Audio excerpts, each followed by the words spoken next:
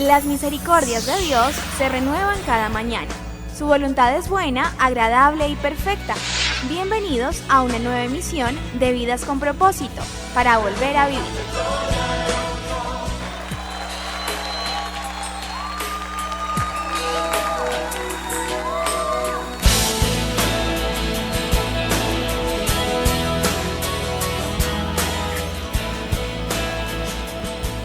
Si tu barco no viene a salvarte, nada hacia él para encontrarlo.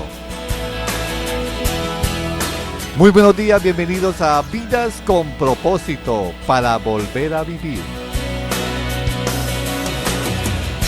Tú nos creaste con un propósito. Buenos días, les saluda Oscar Plata. Hoy continuamos con la segunda parte del tema Camina sobre las aguas, de la serie Cómo desarrollar la fe. Nos acompaña como de costumbre el pastor Ángelo Becerra y Beatriz Cifuentes, líder de la comunidad Vida con Propósito de las Asambleas de Dios. Buenos días, Beatriz, y bienvenida. Hola, Oscar, muy buenos días y un saludo muy especial a cada uno de nuestros oyentes de Vidas con Propósito. Es muy conocida la historia bíblica cuando Jesús camina sobre las aguas del lago de Galilea y posteriormente el apóstol Pedro, quien estaba en la barca con los demás apóstoles, quien dijo: Señor, si eres tú, mándame que vaya a ti sobre el agua. Ven, le dijo Jesús. Pedro bajó de la barca y caminó sobre el agua en dirección a Jesús. Este relato se encuentra en Mateo 14, del 22 al 23, y es la base de los principios fundamentales de esta enseñanza. Pastor Ángelo, buenos días.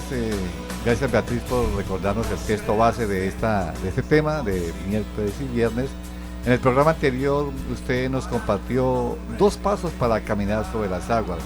Primero, tome la iniciativa, y segundo, espere la orden de Jesús. ¿Cuál es el segundo paso para caminar, o el tercer paso mejor, para caminar sobre las aguas?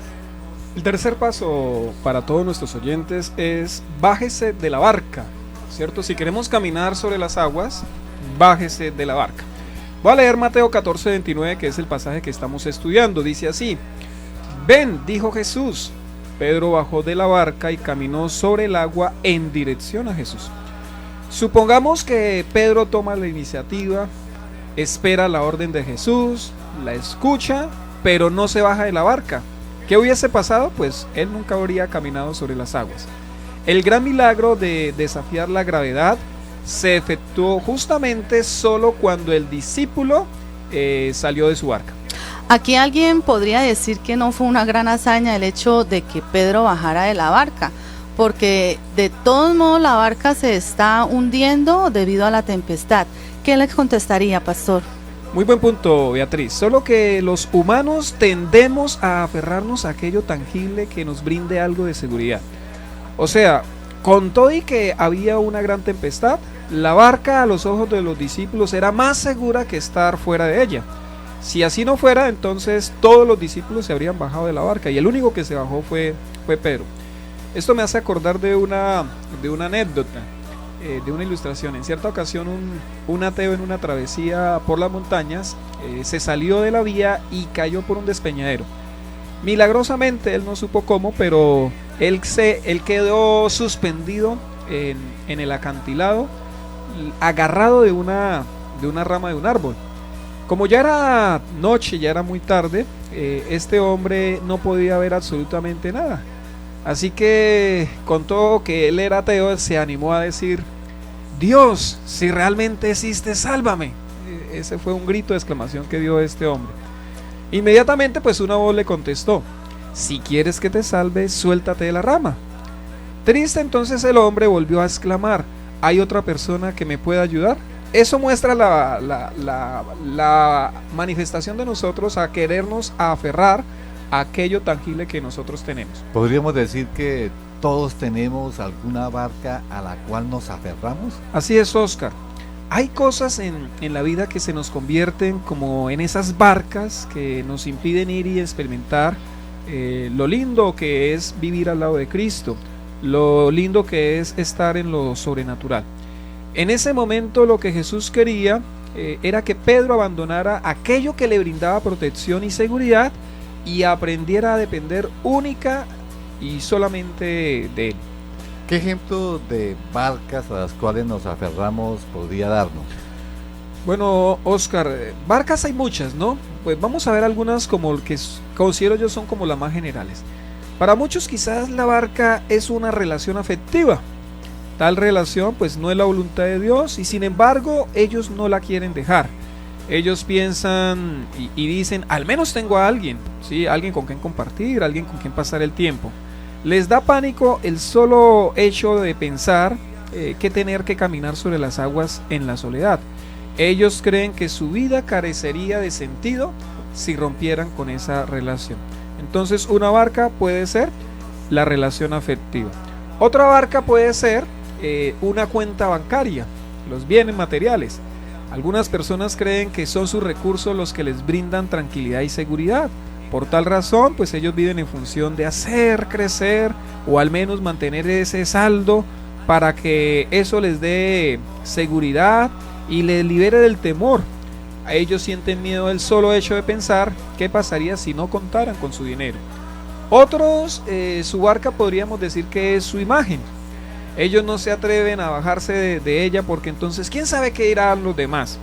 En el fondo saben que Jesús los está llamando a seguirles en las aguas, pero ellos entienden lo peligroso que es quizás salir a las aguas, pero no quieren sufrir el daño.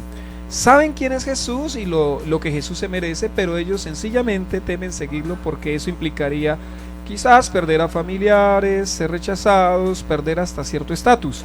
Quizás sus familiares religiosos les van a rechazar o se van a burlar de ellos sus amigos. Ayer, en cuanto a esta barca, entre comillas, hay muchas personas que viven solo para su cuerpo, ¿no? Inclusive renuncian a una vida de pareja, a una familia por cuidar su cuerpo, por vivir para su imagen, porque eso les garantiza pues algún tipo de ingreso, ¿no? La apariencia física, ¿no? Y no solamente ingreso, les transmite seguridad, ¿no? Ellos se sienten seguros si son bellos, si tienen el cuerpo deseado o el cuerpo que la sociedad de consumo les exige que deben tener. ¿Qué otra barca podemos nosotros usar o tener para impedir confiar realmente en el Señor? Para otros, la barca que no les ha permitido vivir en lo sobrenatural es un pecado oculto. Ellos, digamos que ellos saben que esto deshonra a Dios, pero creen que no son capaces de vivir sin el pecado, sin eso que les satisface, eso que les brinda placer. Viven como esclavos, como con grilletes, viven como prisioneros de sus propios deseos. Lamentablemente todas estas barcas separan a las personas del Señor Jesús. Pastor, ¿qué les diría a nuestros oyentes que se identifican con algunas de estas barcas? Yo les animo a que, como Pedro, tomen la decisión de bajarse de la barca. Es 1000 veces mejor hundirse en el intento por ir en dirección a Cristo que estar en un vehículo que seguro los va a llevar a la perdición. Yo de todas formas les aseguro que si usted se baja de su barca, no solo va a experimentar lo que es vivir sobrenaturalmente, sino que se va a encontrar cara a cara con el Señor, lo cual pues obviamente no tiene ninguna comparación. Así que de una vez por todas, mi estimado oyente, si usted está aferrado a alguna de estas barcas que hemos mencionado, bájese de su barca. Si sigue en ella, lo más probable es que usted y su barca terminen hundiéndose. No espere más, no diga que mañana lo va a hacer, más bien tome esa decisión. La voluntad de Dios es que usted se atreva a bajarse de esa barca que le está impidiendo ver la gloria de Dios en su vida. Y frente al dejar cosas o personas por Cristo, frente al dejar las cosas que este mundo hacen que nosotros nos aferremos y nos separan del Señor, vea lo que dijo Cristo Jesús. Lucas 14:26 dice: si alguno viene a mí y no sacrifica el amor a su padre y a su madre, a su esposa y a sus hijos, a sus hermanos y a sus hermanas y aún a su propia vida, no puede ser mi discípulo. Y Lucas 14:27 dice: y el que no carga su cruz y me sigue no puede ser mi discípulo. Y Lucas 14:33 dice: de la misma manera cualquiera de ustedes que no renuncie a todos sus bienes no puede ser mi discípulo. Así que todas estas barcas son dignas de ser desechadas, de ser dejadas por nosotros por la causa de Cristo Jesús. Estás escuchando Vidas con Propósito, para volver a vivir. ¿Quiere caminar sobre las aguas? Número 1, tome la iniciativa. Número 2, espere la orden de Jesús. Número 3, bájese de la barca. ¿Cuál sería el siguiente paso para caminar sobre las aguas? El cuarto paso, no dejes de mirar a Jesús. Y este paso es, pues como los demás que hemos visto, muy valioso. No deje mirar a Jesús. Dice Mateo 14:30 en el pasaje que estamos estudiando, pero al sentir el viento fuerte, tuvo miedo y comenzó a hundirse. Entonces gritó: Señor, sálvame. Yo pregunto, ¿cuándo comenzó Pedro a hundirse? La respuesta es, cuando tuvo miedo. Entonces le hago otra pregunta. ¿Cuándo tuvo miedo?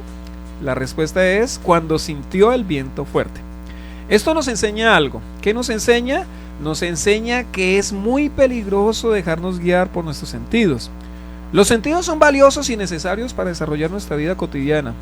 Pero si lo que nosotros queremos es vivir una vida con Dios, la percepción que nos arrojan nuestros sentidos es muy pero muy peligrosa. Los 5 sentidos los necesitamos para vivir una vida natural. La fe la necesitamos para vivir una vida sobrenatural. Ángel, ¿qué pasa cuando algunos cristianos solo se guían por sus sentires? Pues lo que dije, ¿no? Guiarnos por los sentimientos es peligroso, porque nuestros sentimientos, como hoy pueden estar arriba, mañana pueden estar abajo. Y hay personas que lamentablemente, cristianos, ¿no?, que quieren vivir a partir de los sentimientos. Lo más probable es que sus sentimientos le jueguen una mala pasada. En algún momento los sentimientos le harán sentir, valga la redundancia, que como que no va a seguir al Señor, como que ya no tengo ganas, como que el Señor me defraudó. El cristiano vive por las decisiones que ha tomado. Y esas decisiones basadas en la fe, en el Hijo de Dios. Observamos que el apóstol Pedro fue muy osado al pedirle al Señor el caminar sobre las aguas. En esta acción se puede apreciar que Pedro no tenía para nada miedo. ¿Por qué el temor se apoderó de Pedro? Mire lo que dice la Reina Valera del 60. Esta nos dice con precisión, esta traducción nos dice con precisión por qué el temor se apoderó de Pedro. Mateo 14:30 en la versión Reina Valera. Pero al ver el fuerte viento, tuvo miedo y comenzó a hundirse y dio voces diciendo: Señor, sálvame. Y aquí entonces debemos sacar una conclusión, Oscar. Si miro las circunstancias, me hundiré. Si miro a Jesús, avanzaré. Es que es lógico, ¿no? No podemos mirar en dos direcciones al mismo tiempo. O miramos las circunstancias, ¿cierto? O miramos la tormenta, o miramos a Jesús. Pero las dos cosas al mismo tiempo no podemos mirar. ¿Cómo se aplica este principio a nuestras vidas? Vea, Beatriz, algunos han perdido su fe debido a que han puesto su mirada en las circunstancias y han dejado de mirar al Señor. Estos son cristianos que interponen su situación antes que Cristo. Es como cuando tapamos el sol con el dedo meñique de nuestra mano. ¿Ustedes saben cuánto es el diámetro del sol? Oscar, ¿usted sabe? El diámetro del sol pues son millones de kilómetros. Bueno, el diámetro del sol es 109 veces el diámetro de la Tierra. Es decir, un tren que viajara a 100 kilómetros por hora emplearía en darle la vuelta a la Tierra algo más de 16 días y medio, ¿sí? A 100 kilómetros por hora un tren sin parar, ¿no? Se va a demorar 16 días y medio en darle la vuelta. Ese mismo tren emplearía en darle la vuelta al Sol en las mismas condiciones, o sea, a 100 kilómetros por hora, casi 5 años. Ahora, ¿por qué somos capaces de tapar el Sol con el dedo meñique de nuestra mano? La respuesta es por lo distantes que estamos del Sol.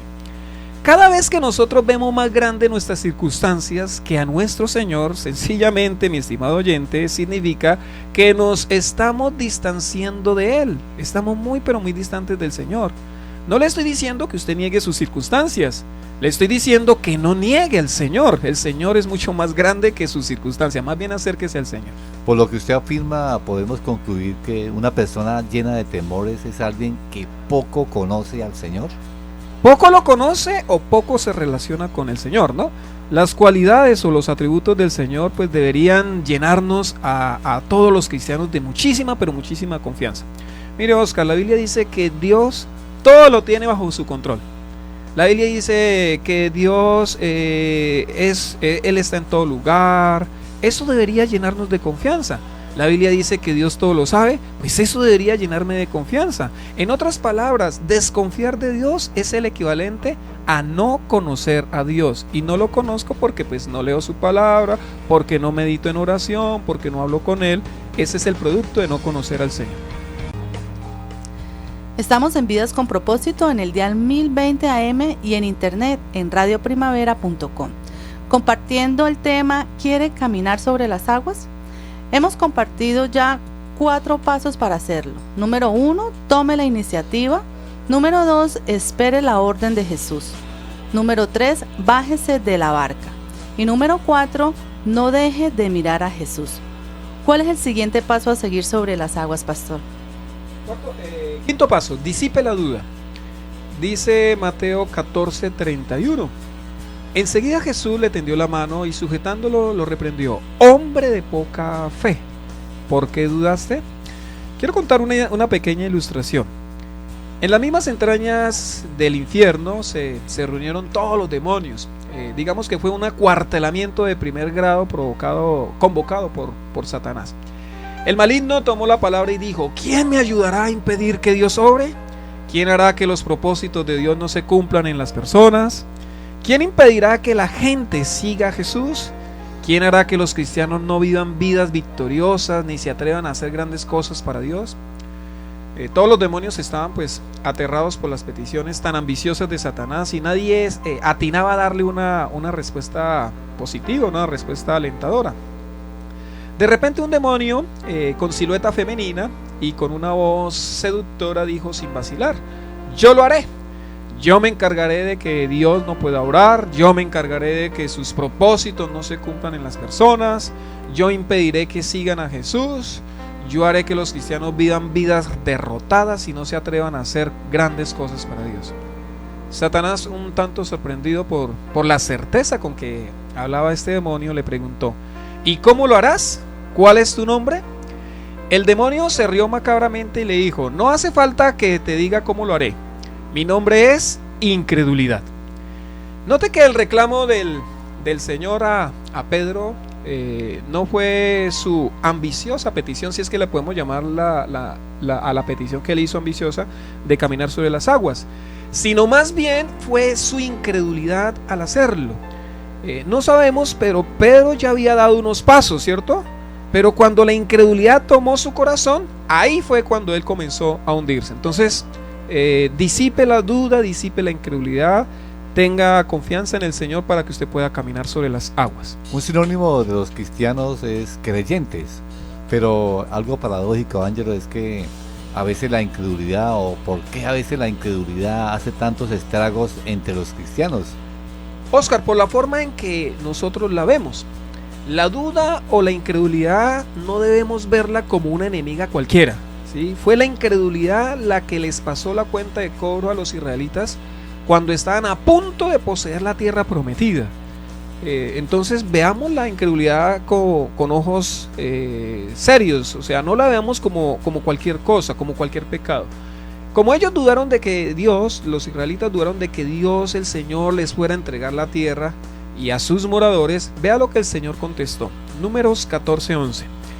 Entonces el Señor le dijo a Moisés: ¿hasta cuándo esta gente me seguirá menospreciando? ¿Qué es tener incredulidad según este texto? Menospreciar al mismo Señor. ¿Hasta cuándo esta gente me seguirá menospreciando? ¿Hasta cuándo se negará a creer en mí a pesar de todas las maravillas que he hecho entre ellos? Bueno, ¿y cuál fue el veredicto del Señor para Israel en esta ocasión?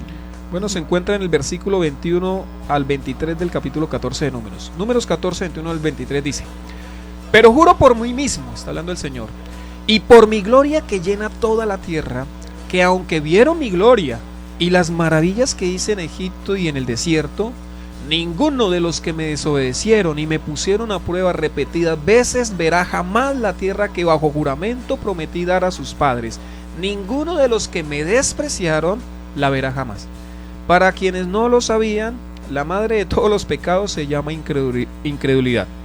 Dios puede perdonar al mentiroso, Dios perdona al borracho, Dios perdona al infiel, Dios perdona todos los pecados, ¿cierto? Pero ¿cómo Dios va a perdonar al incrédulo si el incrédulo no cree que Dios lo puede perdonar? O sea, ahí es donde está la dificultad. La incredulidad, como ningún otro pecado, obstaculiza el accionar de Dios. O sea que la incredulidad o la fe determinan nuestra relación con Dios. Exacto, Betty.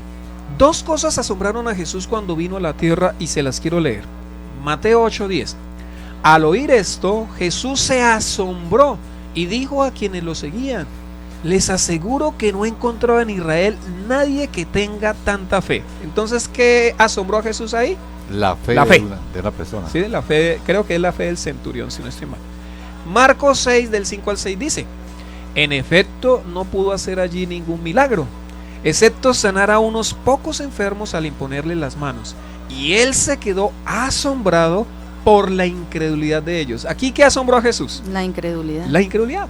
Tanto si usted cree como si no cree, Jesús se asombra. Mire lo determinante que es la fe o la incredulidad. Así que decida ser alguien de fe. Y si no tiene fe o considera que tiene muy poca, haga la oración que hizo un hombre cuando Jesús le recriminó precisamente la falta de fe. Marcos 9, 23, 24 dice: ¿cómo que si puedo? Para el que cree todo es posible. Sí creo, exclamó de inmediato el padre del muchacho. Ayúdame en mi poca fe. Yo creo que esa oración nosotros debemos hacerla si reconocemos que como que estamos bajitos de fe. ¿Y qué de los que dicen que hay que ver para creer? Bueno, ahora si usted, estimado oyente, si usted es de los que dice yo creería si viera a Jesús, déjeme decirle que muchos vieron a Jesús y no creyeron en él. No pocos, muchos vieron a Jesús y no Miles. creyeron en él, ¿no? ¿Puede un cristiano dudar? No es lo que Dios quiere, pero pasa, sí pasa muy a menudo, Beatriz. Lo bonito de Jesús es que en medio de nuestras dudas, Él no nos desecha, sino que más bien Él nos reprende. Así que si usted es de los que constantemente duda, sepa que constantemente será reprendido por el Señor. Pero debe saber también de una vez que cuando usted se baje de las aguas de la barca para ir en dirección a Jesús, pase lo que pase, Él nunca lo dejará hundir. Lo más hermoso que dice este versículo y este pasaje que estamos estudiando es la palabra sujetándolo, ¿no? Jesús, antes de reprenderlo, ¿qué hizo? Lo sujetó, no lo dejó hundir y después de que estuvo hundido lo sacó y ahí sí le dijo: hombre de poca fe. No lo deja hundir, lo sujeta y después de que lo tiene sujeto, lo tiene en su mano, le dice: hombre de poca fe, ¿por qué dudaste? Estás escuchando Vidas con Propósito, para volver a vivir. ¿Quiere caminar sobre las aguas? El primer paso, tome la iniciativa. Segundo, espere la orden de Jesús. Bájese de la barca, no deje de mirar a Jesús, disipe la duda. Pastor Ángelo, ¿cuál es el siguiente y último paso para caminar sobre las aguas? Siguiente paso, adore a Jesús. Lo repito, adore a Jesús. Y los que estaban en la barca, leo Mateo 14:33. Y los que estaban en la barca lo adoraron diciendo: verdaderamente tú eres el Hijo de Dios. ¿Qué produjo en la multitud la alimentación de los 5,000? Pues no produjo nada trascendental. Muchos empezaron a buscar a Jesús no por su doctrina, no por su enseñanza o no porque lo amaran y reconocieran que Él era el Señor, sino que empezaron a seguirlo por la comida. Pero ¿qué produjo el milagro de caminar sobre las aguas y calmar la tormenta? Dice el texto que acabamos de estudiar que los discípulos le adoraron. Vea la diferencia, ¿no? La multitud que no sabe quién es Jesús, pues sí, lo empiezan a seguir porque les da cosas. Pero cuando Jesús calma la tormenta, cuando Pedro ve que le sostuvo y todo eso, dice que una vez llegan a la barca, todos los discípulos, no solo Pedro, todos le adoraron. Suele pasar que algunos cristianos quieren caminar sobre las aguas para ser admirados y reconocidos. ¿Qué consejo les daría? Quiero entonces hacer algunas preguntas, Beatriz, ya que usted plantea este interrogante.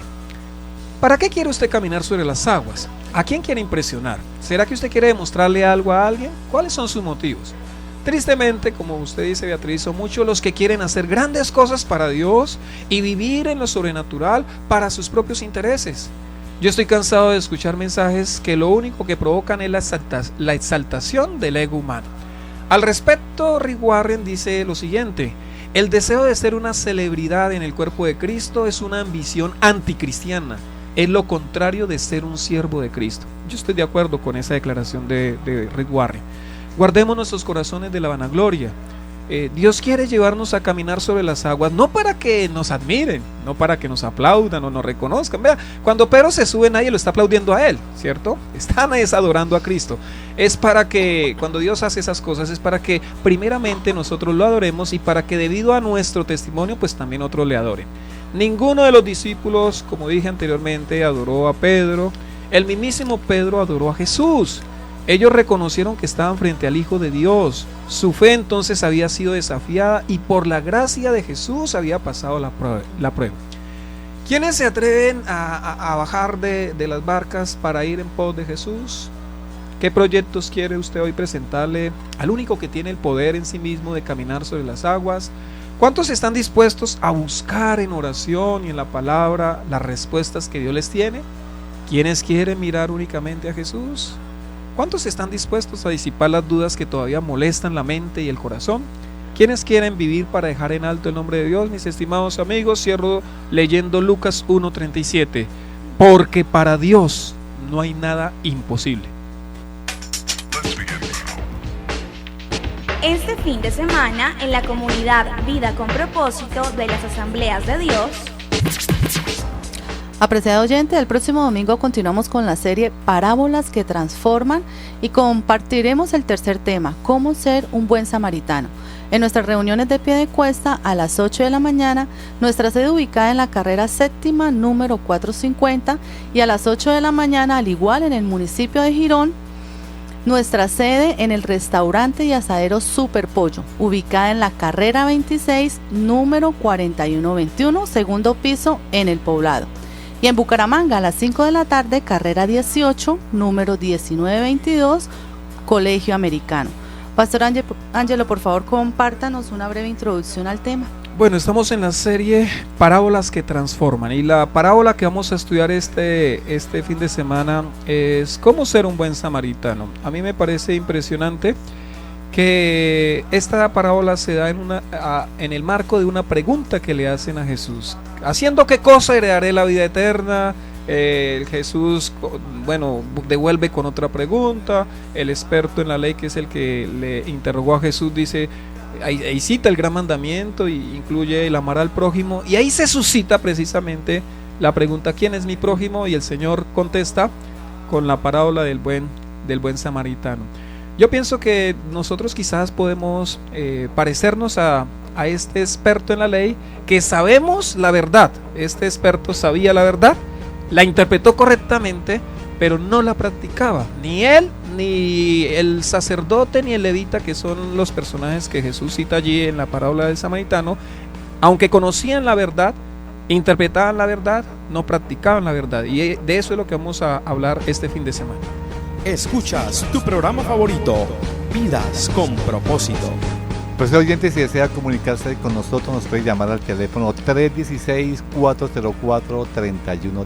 316-404-3113. También recuerda que estos programas usted los puede escuchar a través de internet, ingresando a YouTube. Allí usted escribe en el buscador de esta página Comunidad Vida con Propósito, y encontrará muchos de los temas que compartimos en este espacio.